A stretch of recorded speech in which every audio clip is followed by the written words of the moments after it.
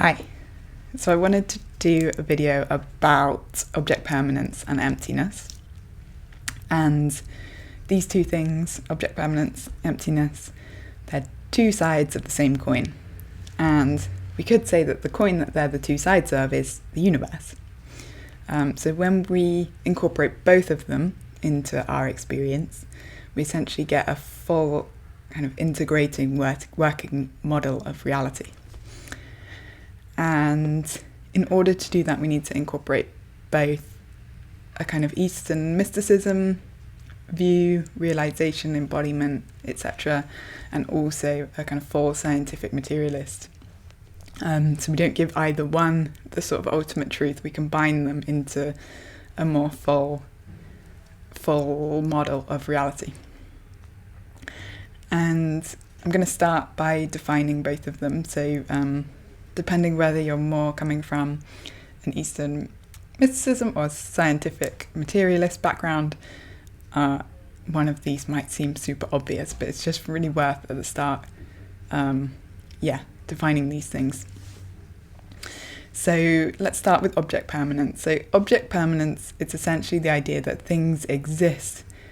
So items, people, objects exist even when you can't see, hear, sense them. So we learn this as infants, as we're, kind of growing up. We start to learn that, the world exists outside of our experience of it. They also do studies with like cats and dogs and things like that to see if they can, if they know about object permanence. It's quite interesting, but a test that you can do to test children of when they're starting to develop this is you take something, an object like this pen, and you will cover it over like with a cup or something so that the child can't see it anymore, and you move it around and then lift the cup, and then is the child surprised that there's a pen under there? Or are they like, yeah, of course there's a pen under there, I saw you put it under there 2 minutes ago or something. There's a sense that these kind of physical things in the world exist. We just know that they're there even when we're not consciously aware of them. And one of the things that I will bring in at this point, because people always, when I talk about these things, people always bring this up, is that it's called object permanence. There's an element of permanence to it. It doesn't mean that it's completely fixed and stuck and never changes. So there's no parts of the universe where like there's a pen there and that's just stuck there, and that's going to be like that from the beginning of time to the end of time. That's obviously not the level of permanence that we're talking about. It's more that there's a pen there now, and in order for the pen to get here, it has to move. And so another part of there's a physical process that's happening that's moving it. It's permanently there until something physically changes it. So a good example of this is turning bread into toast. Bread can change into toast, but it has to go through a physical process of being heated up, becomes a piece of toast, and it can't go back to becoming a piece of bread. There's a sense of permanence of things, something being like something regardless of whether you can see, hear, experience it. It just is its kind of like inherent thing until something physically changes that into a different inherent thing. So that's object permanence. And then we're going to go into emptiness. So emptiness is almost the opposite of this. So emptiness is, and this is really a lot of what Buddhist practice is about, it's realizing emptiness on a really deep level. And emptiness is essentially, it's saying empty of inherent self. So like I said, it's kind of saying the opposite of that thing. So what does an empty of inherent self mean? It means like the way that I experience things is going to impact how they appear to me. And the way that I experience things is changing all the time. There's always different inputs, always different processes, different movements, different energy. It's yeah, it's very impermanent. You never have essentially the same experience twice. It's a really nice metaphor for this is a river. You can stand in the same river, but you can't, it's a different water coming through all the time. And so, for example, the way that if we were having a conversation, the way that I perceive you is going to be different from one day to the next. And so there's no kind of like fixed person that is inherently there. Or a fixed personality, let's say, that is inherently there. Because as you can see with this language, we start to see where the crossover comes from. So in the same way that with object permanence, it doesn't mean that something is permanently fixed in place. It can still change. With emptiness, being empty of inherent self doesn't mean that there's no self there. So I'm still the same person that I was throughout my life. I'm kind of in this body, and there's traits and qualities that are very that are fixed, that are going to stay with me throughout my life. But the personality that kind of is created on top of that is very empty. It can shift and change. And so one thing about this is we just need to be careful that we don't give either one ultimate truth. And that's super important. That's something that humans find very difficult. Our minds, our brains, they're designed to say, oh, well, that's the truth. That thing. And what we're trying to do here with this sense of an integrated model of reality is hold it in an open way where there's space for the whole thing to be here. And not reify, not kind of like narrow down onto one part and say, oh, that's it. It's almost like the model is created from the different aspects that are feeding it. In the same way that a forest isn't a tree, it's not soil, it's not the animals you find in it, it's not even just a collection of trees. It's like all of these things. It's the fungus in the ground that support the trees, it's the location on planet Earth, it's like a whole ecosystem that creates a forest. It's like this model and this sense of what experience is, what reality is created from this whole ecosystem of different parts that are creating and feeding it. So we just want to be able to hold that open space for the entire ecosystem to be present and understanding different aspects of it, rather than narrowing down, going, this bit means this is how we summarize it, this bit is the truth. Okay, so with that in mind, I'm going to start introducing the model. So I'm starting here with my model of body, heart, mind, soul. I mean, it's a very common model that people use. But I kind of hinge all of my teaching, writing, understanding of the world on this. And that's because through my experiences of really pulling out the thread, so not just intellectually, but through my process of awakening, my spiritual journey, everything that I've been through, it's almost been a process of pulling out the threads of reality and being like, what at its core, like, what are these bits? What's happening here? What's going on under the surface in our subconscious realm? What's happening in the archetypal realm? What's happening on an energetic level? It's almost like each thread was very painstakingly pulled, I'd say ripped out of me, I'd say. It wasn't very pleasant or graceful at the time, but it's now become this very the capacity to have a very fine, very clear experience of what are the threads of reality, what are the bits that are creating experience, and being able to distinguish and feel and experience these things in a way that's very clear. And the best way that I found to kind of model and describe this is by splitting things into body, heart, mind, soul. Essentially it's not to say that those things are completely distinct from each other. So everything is always interconnected and interweaving, and in the same way that object permanence and emptiness are two sides of the same coin, it's like body, heart, mind, soul are just different aspects of the same shape, different faces of the same shape. And we can use them as different lenses to look at experience through. We can focus on different parts of our being. So I'm not saying that these are completely distinct, but that it's really helpful, really clarifying that they do have different, very clear qualities to them.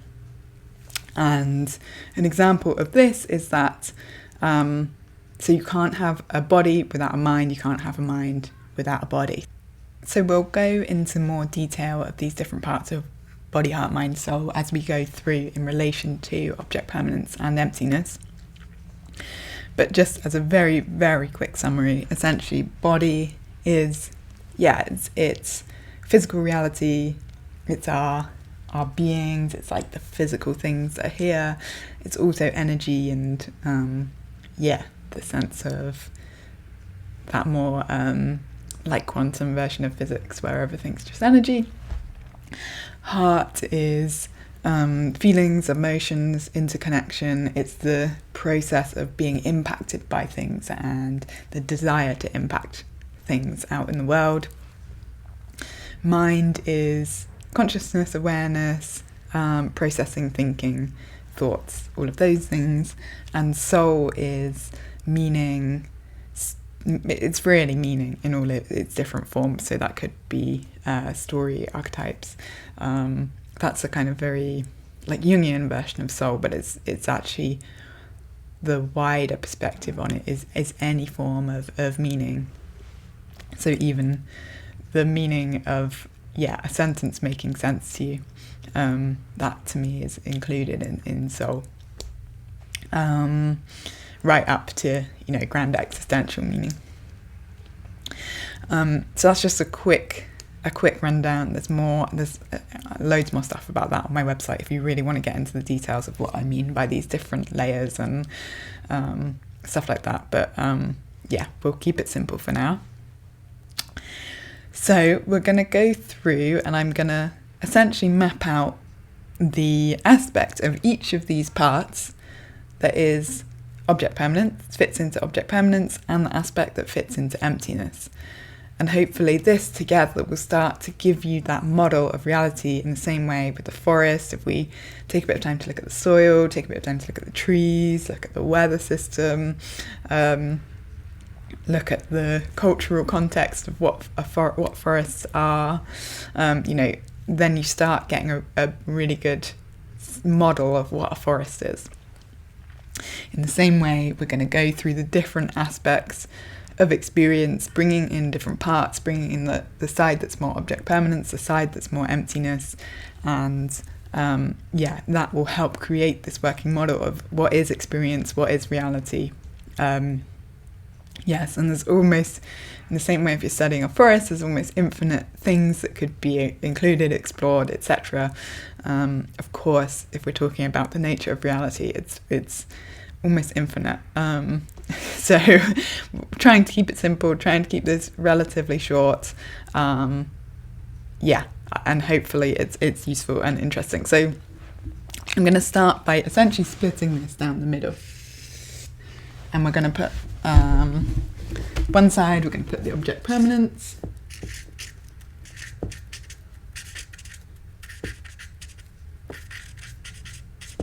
And one side we're going to put the emptiness.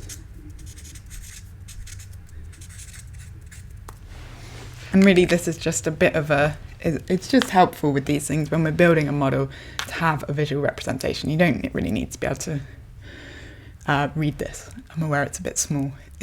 I'm aware that it's just a piece of paper stuck on my wall with a bit of masking tape. But that's the best we had at the time, so you gotta work with these things.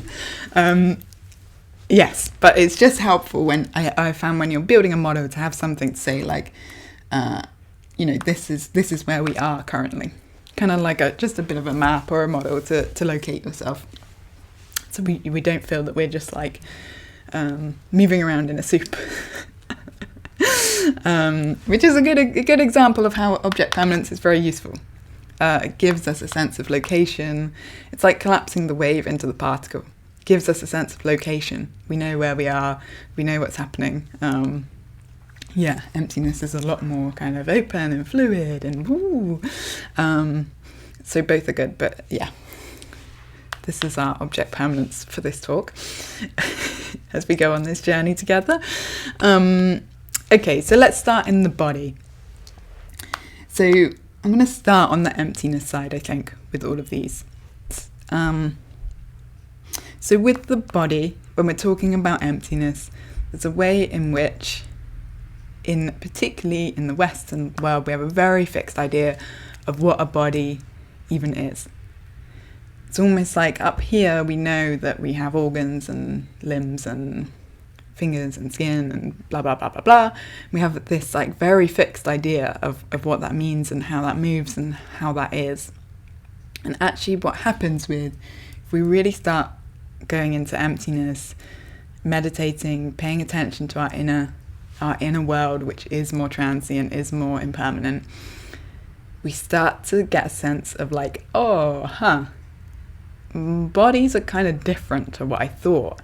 So in the way that I thought I had these hands that just do things, it's almost like, whoa, this is a whole sort of pulsing, energetic, mysterious thing that, sort of fits inside this shape, but also sort of expands beyond or feels a lot smaller or kind of like ebbs and flows. And so that's, it's this very kind of like subjective world of energies just being much more transient, fluid, much more, much less fixed. So like an example of this would be a chakra system. So when we go into object permanence, we'll get into the more, and maybe we'll shift now, it's like in our bodies we have organs, and whether I was dead, alive, asleep, awake, under anesthetic, having an experience, those organs are very present in me. If you cut me open, you would find them in there. They're physically there. They have an object permanence. I'm not aware. I don't even know half the organs of my body, probably. I'm certainly not aware of them on a day-to-day basis. I can sometimes feel my heart beating. I can sometimes feel my guts digesting. But, I can't feel my liver doing what it's doing. But it's there and it's doing its thing. So that's a very sort of, has this object permanence. And on the emptiness side, there's a sense of, I can really tune into a chakra system of some description. But it changes. It's very fluid. There's nowhere that you could locate it. If you cut me open, you wouldn't find a chakra per se. But there's certainly the sense of these sort of energetic centers that feel very linked to certain emotions and experiences. They come up quite consistently with a pattern of certain colors, but that can shift and change. So there's that sense of like the emptiness of the body, the subjective experience being very fluid, very energetic, and we can also apply this to other things out in the world. I'm not a physicist, but obviously there's an aspect of experience that is a way of looking at physical reality that is much more energetic. And you can also get the sense of like different objects have different energies. A tree has a very different energy to a nuclear power plant or something. So that's the emptiness side of body. So I'm just going to write energy in here, so we can remember that that's it and locate that. And then, on the physical body side, it's essentially physical reality as we feel it, experience, know it. So we will get into this in mind, but often what can happen in Eastern mysticism is that this part of experience gets gaslit out. People say, oh, well, you can't know that you have a body because everything's mind, everything's a subjective experience. But that's just a little bit kind of, it's just not true. And the way in which it's not true is, for example, the organs example. It's also, another example is like, if you drive to work and you arrive at work and you have that experience where you're like, I have no idea how I just got here. And you don't think in your head, maybe I teleported. You think, I must have driven here. I just don't remember it. It's like there's a trust and a knowing in the body's memory, the body's knowing. And if you've done a lot of meditation, this can be really hard. A certain type of meditation that isn't really somatic driven, this can be really hard to connect to. You can have kind of created an experience within your system that tells you that this bit isn't true because you're so far in this emptiness subjective side that you can no longer connect to this object permanent side. So we're going to talk more about that and the importance of that later. But just while we're here, I think to really give you a sense of what I mean, it's like, for example, you know that if I drop this pen, if I let go of this pen, it's going to drop. The body and physical reality just has rules that it sticks by that we're all kind of constrained in. And it's almost so obvious that we can become really clever with our meditation and look right past it. And it's really important that we stay connected to this truth. And one of the reasons that it's super important to stay connected to this truth is because, the work in the book, The Body Keeps the Score, which is it's great. It's become super popular recently.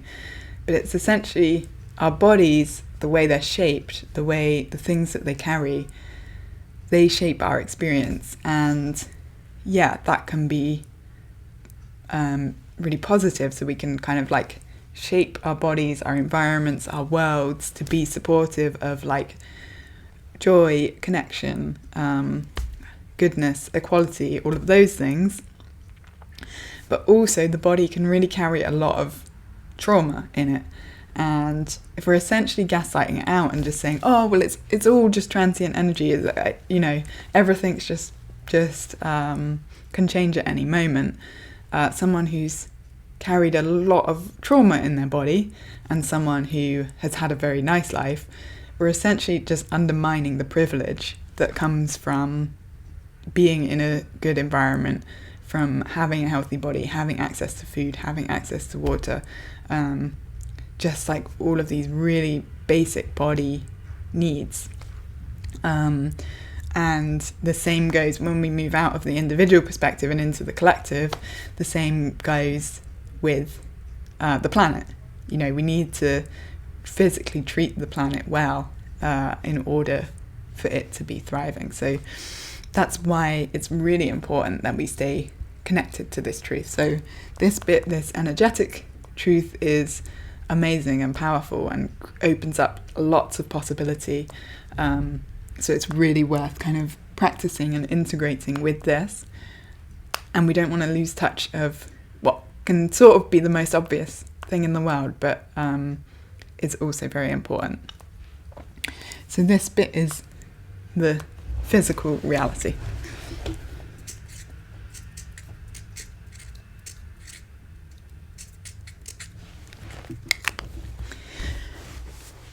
Nice, so then that's kind of like, if we're talking about the forest analogy, that's kind of like the soil. It's like, or like the trunk of a tree. It's like the physical stuff that's there, and the like energy in the soil that's creating, that life is emerging from. We're really on a sort of, in this triangle format, that's kind of like a bit of a base layer in this model. So the next model, the next part of the model is the heart. And again, I'm going to start with the emptiness side. So with this one's quite easy to explain. You may be glad to hear. This is basically just transient emotions. It's like, oh, something just made me happy. Oh, something just made me sad. Oh, yay. Oh, no. It's just like the continual roller coaster that life is. It's like, oh, I'm feeling a bit bored. Oh, this is a nice bit. You're probably having this throughout this video. And yeah, it's just a kind of endless roll of transient emotions, and it's good to notice that so much of experience is this, and it's part of this side is essentially Buddhism, and so this transient emotion side, it's essentially letting go of craving and aversion, and just being like letting all the emotions kind of flow through, not clinging to positive ones, not avoiding negative ones, just having more of a natural flow. And that can be kind of trained and developed through meditation. It's very useful and worthwhile. So I'm going to put that on here.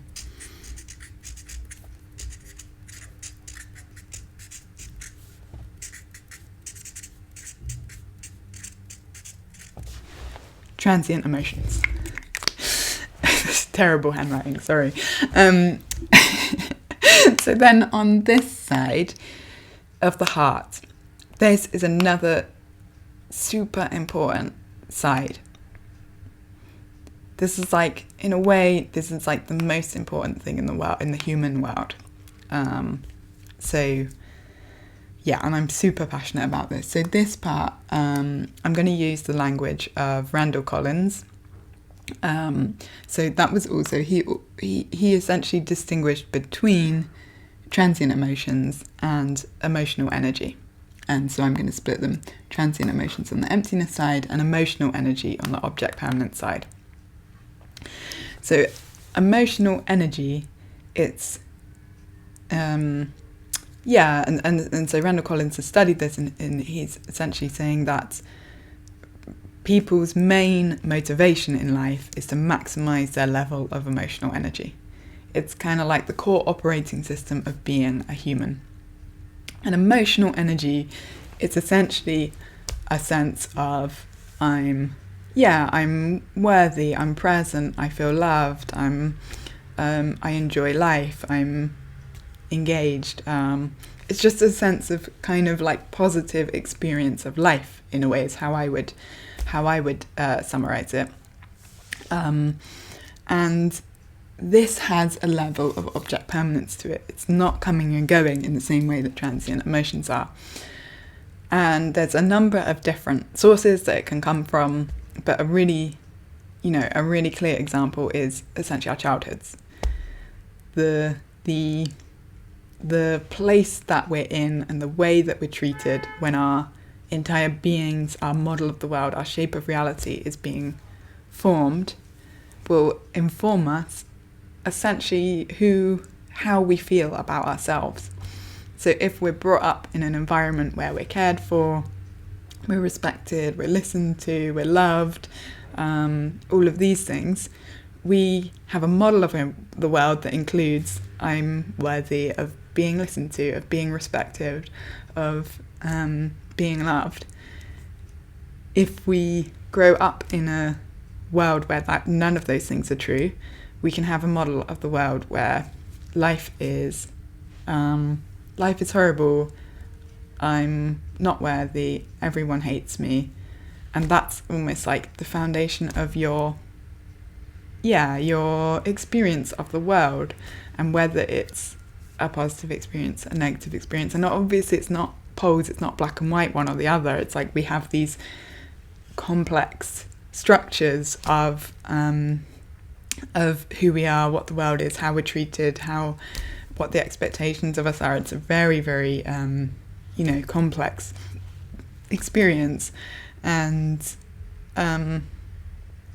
this is just super, super important. So I'm going to write it on emotional energy.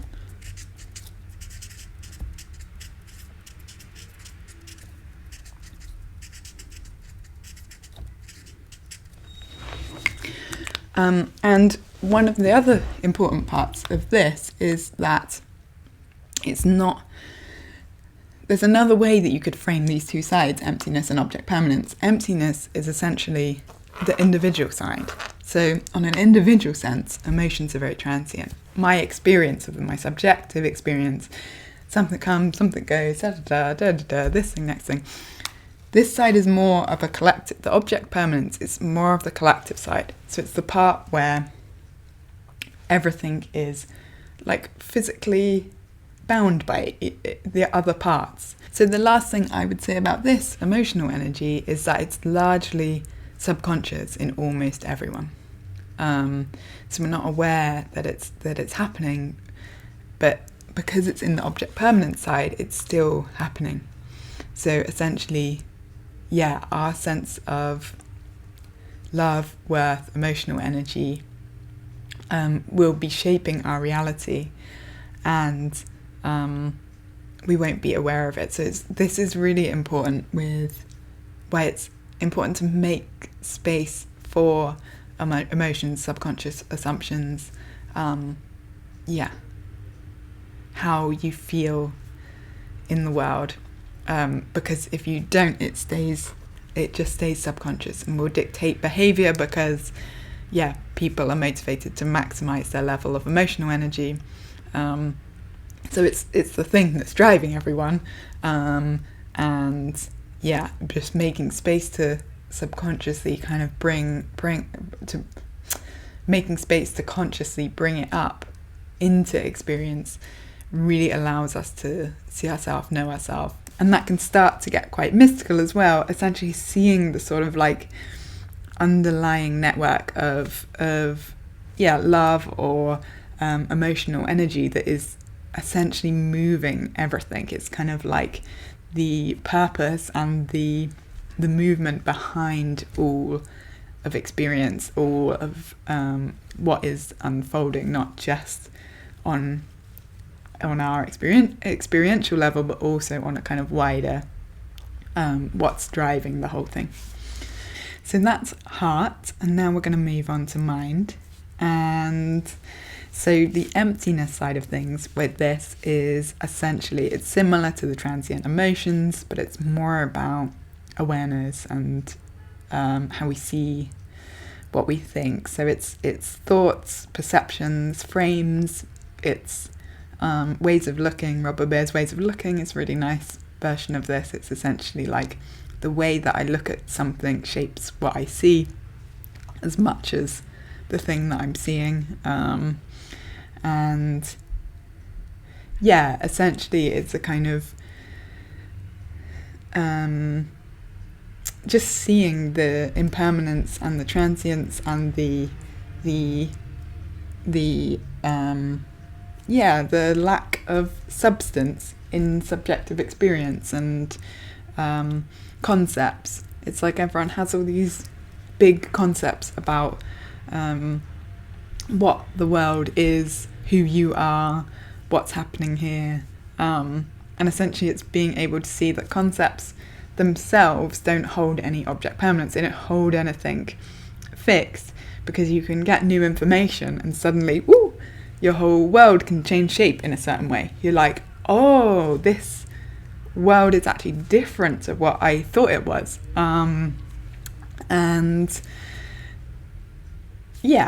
So it's kind of like seeing just the emptiness of how we see, essentially. So for this, I will put thoughts and perceptions, let's say.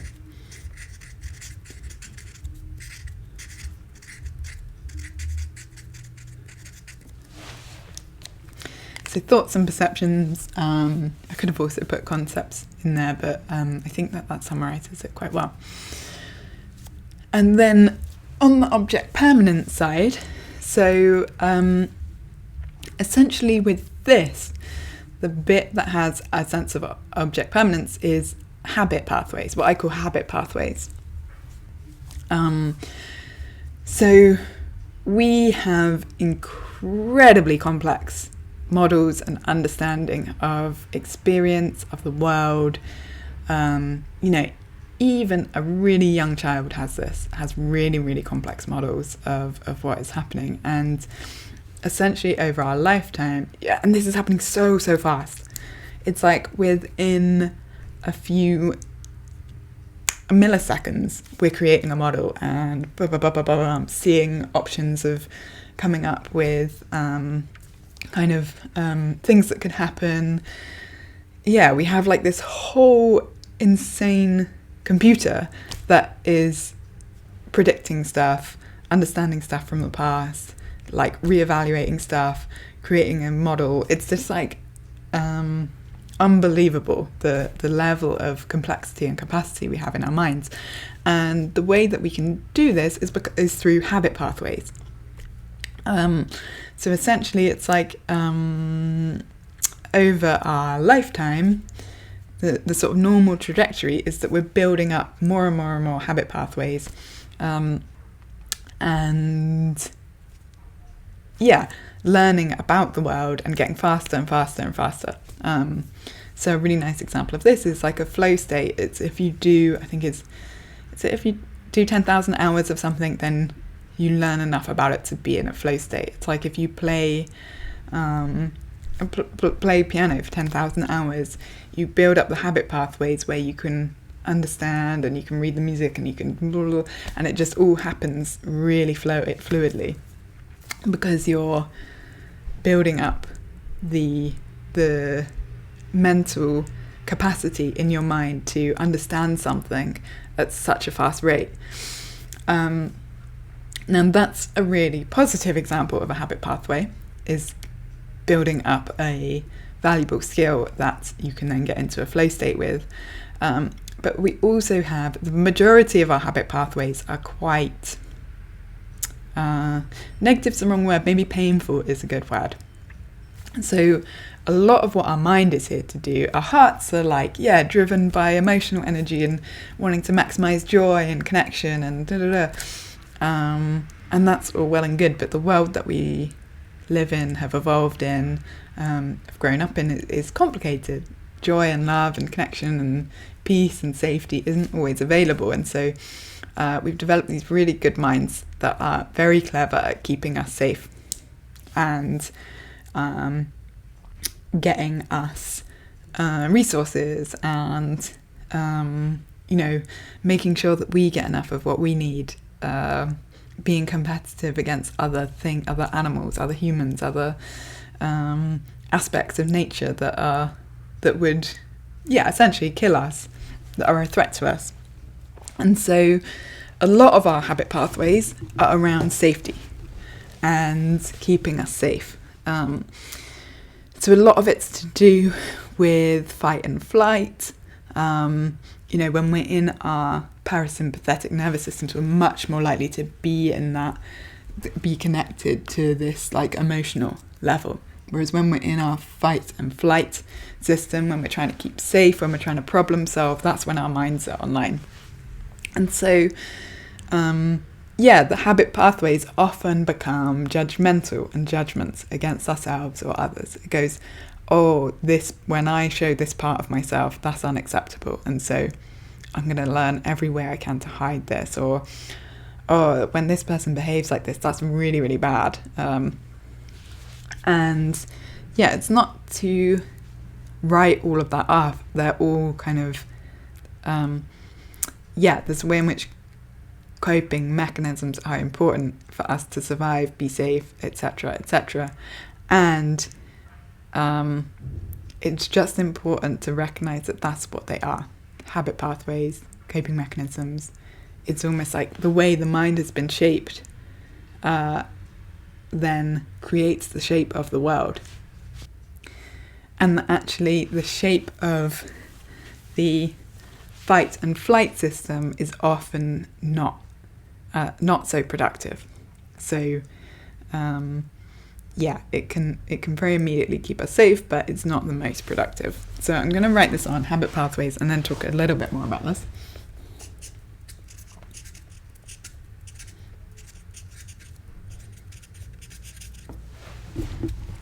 Because there's a way in which, that's not even worth writing on, you can't read it, but Okay, there's a way in which habit pathways, so talking about Eastern mysticism, Buddhism, there's a way in which you can train your habit pathways to basically believe that only this bit of experience is real.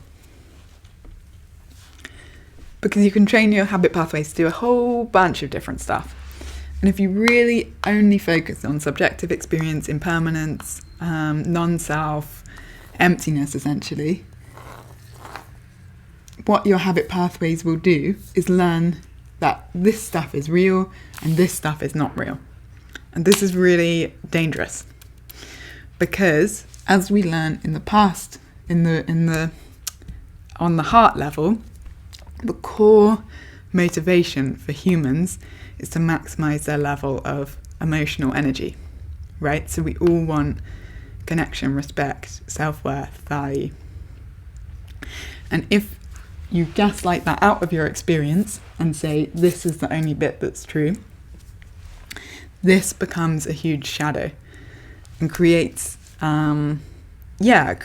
problematic behavior where people are essentially gaslighting and validating their own emotions, but also those of other people.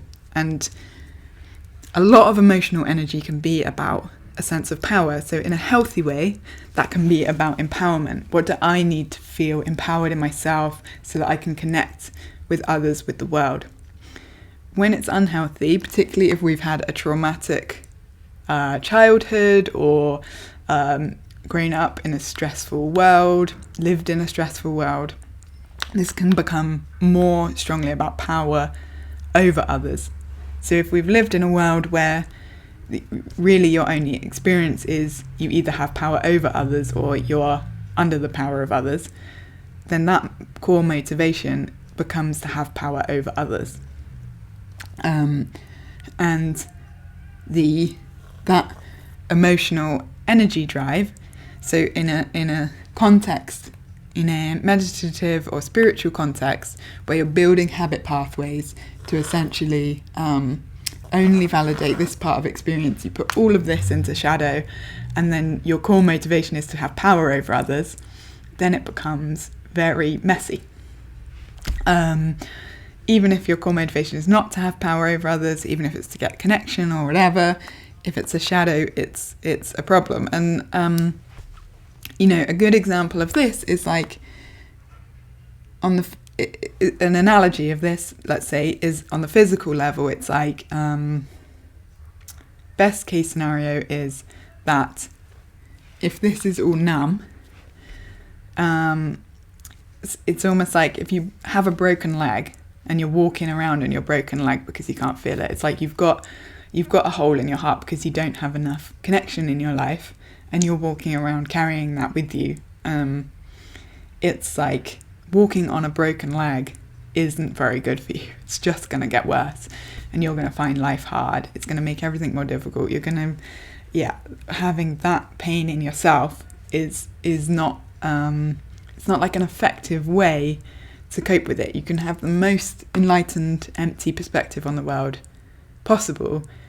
You're still walking around with essentially an emotional energy hole in you. If you have the possibility and the inkling to use that emotional energy to have power over others, and just to be clear, we all have this. So no one gets an exemption from this. We all have this. There's a really nice paper by Erica Summers-Effler talking about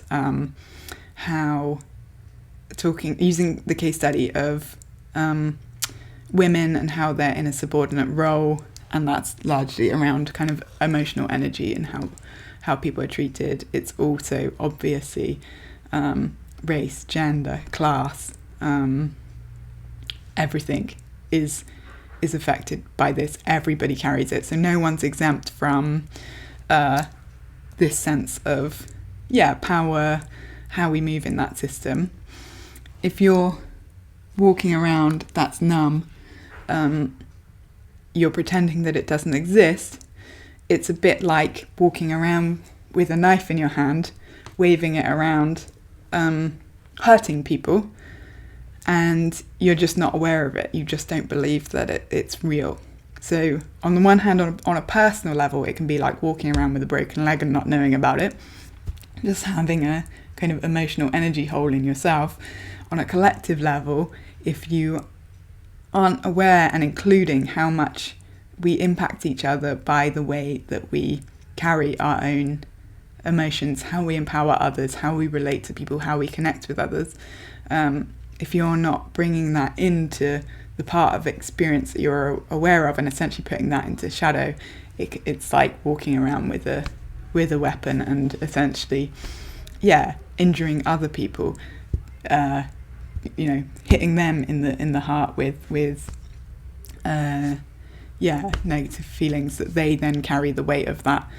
They then become the people that have the hole in their emotional energy.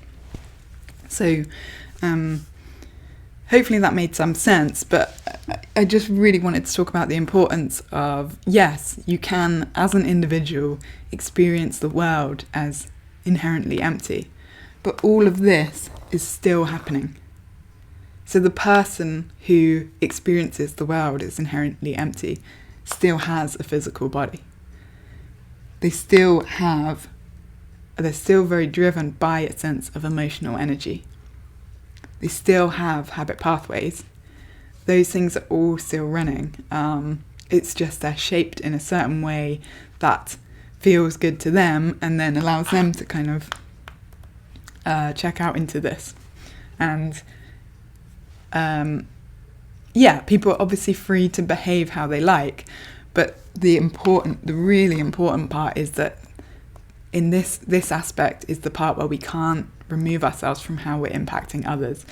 And a lot of that is subtle, a lot of it is subconscious, a lot of it is covered up by systemic oppression and power structures. So we're all kind of consciously, we need to be in this together and connecting with what our impact is on people.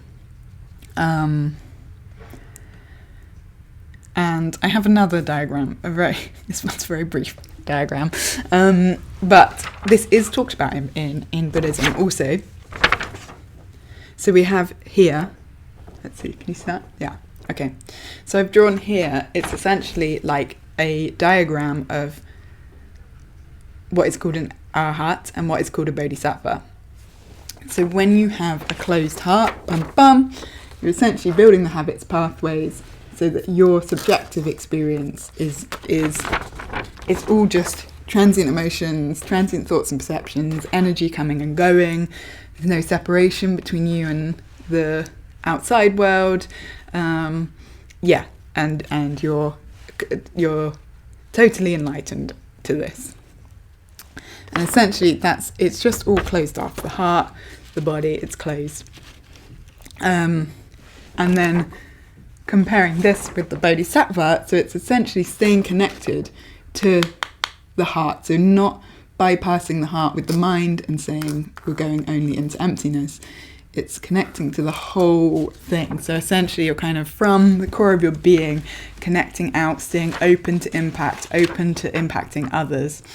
And I think one of the things that I guess is important is that, sure, people can go and live in this way of being if they like, but unless they create conditions where their impact is disconnected from the world around them, then they're going to be impacting the world. It's like this, just because subjectively they shut this down, objectively on an object permanence level, they're still radiating stuff out. But whether it's toxic or positive, they're not going to know. Because they're numb to it. So if you want to do this and you don't want to have a negative impact on the world, it's really important that this is done in like a monastery setting, for example. If you want to stay in the world, stay connected, have it, to be a positive expression in the world of connection and a force for good, which is, to me, inherently a part of what enlightenment, awakening, all of those things, spiritual practice, science, whatever your thing is, then staying connected to this side where we are connected to that sense of emotional energy, to the physical, to our impact on the world and how it impacts us, then that's really important, as well as connecting to the more emptiness side. So that's the kind of like serious spiritual side of things, and hopefully that made some sense. So the final part is the soul. So starting on the emptiness side. So this is really, I'm just going to write it on now, it's essentially metaphor. And a really nice example of this is Metaphors We Live by George Lakoff. And it's kind of showing how it's almost like everything's a metaphor, and we can roll with different parts of experience and change things, and things can be very changing. So someone's archetype. So for example, the fact that I said we can roll with the metaphors, roll there is a metaphor itself. It's like suggesting that we're moving in a certain way. I'm kind of suggesting that, I'm taking you on a bit of a journey with it. I could also, for example, say we can dance with the metaphors, and that gives a slightly different vibe. If I said we can surgically pull apart the metaphors, that's a very different vibe. It's almost showing how everything has this metaphorical undertone that is creating the meaning of the thing that we're experiencing. And that's a very powerful part of experience. I could talk about this for a long time. I'm gonna keep it simple as that. Just to say, essentially the emptiness part of it is that the concepts, the metaphors, the language, it's all very fluid, malleable, shaping experience. So then the object permanence side of soul is essentially meaning.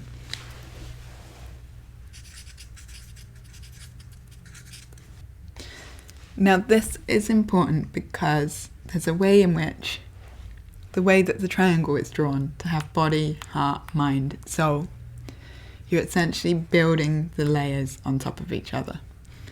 Because, like we just talked about, if you start with one very strongly, that one can just take over.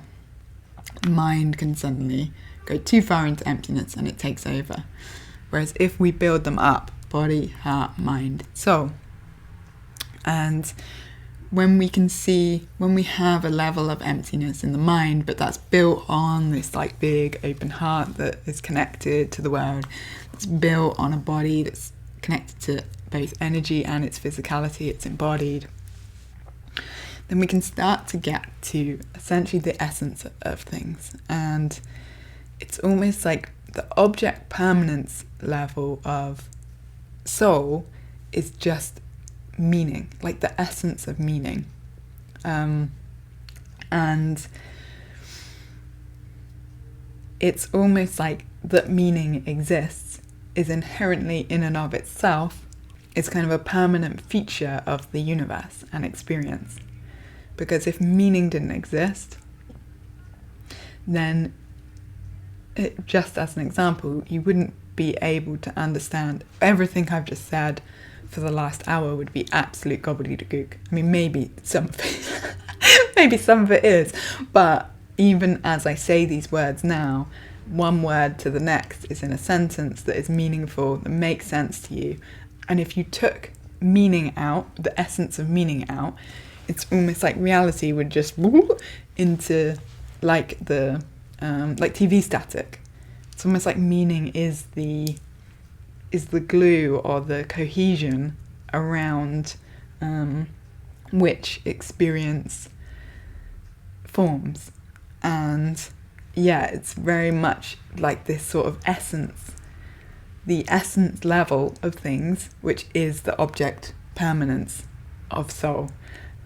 And that can just be hard to really grasp and touch on if these layers aren't really awakened. So that's kind of like comes later down the path that you can really, really feel that essence without getting fused onto ideas of what essence means and almost like extrapolating. It's like meaning has lots of meanings and concepts and things attached to it, and you almost need to kind of let go of all those concepts without losing touch with the pure essence of the thing, which is a very it's a challenging move to make that requires a lot of awakening, but maybe you can get a taste of it as I describe it. So that is the model of experience and reality. And one of my core purposes in life is inclusion. So the process that I went through, everything I'm driven by, the kind of motivation behind it all is very much about including the entirety of experience. So finding the parts that haven't been included. So, one thing, for example, that's worth saying that I'm really passionate about is including dark stuff, including in these heart and emotional levels, like the painful stuff, not just creating a spirituality or a world where we say, oh, everything's light. Actually saying, well, no, there's difficult stuff and we need to include that. Really being real about how much our environments and our bodies and how we treat them impacts our experience. Looking really honestly about our habit pathways. And the importance of this is really shared by this object permanence aspect, which is that stuff doesn't go away if we pretend it's not there. So just like the pen under the cup, if we have a bunch of darkness, we have a bunch of difficulty, and we pretend it's not there, that doesn't go away. It just gets pushed onto other people, other things, ourselves. And actually, if we want to be connected to truth, to love, to joy, to realness, all of those things come from being able to be honest, to be with this stuff, to not be kind of bending and shaping our way in which, like, oh, how can I avoid this darkness? How can I get towards the light?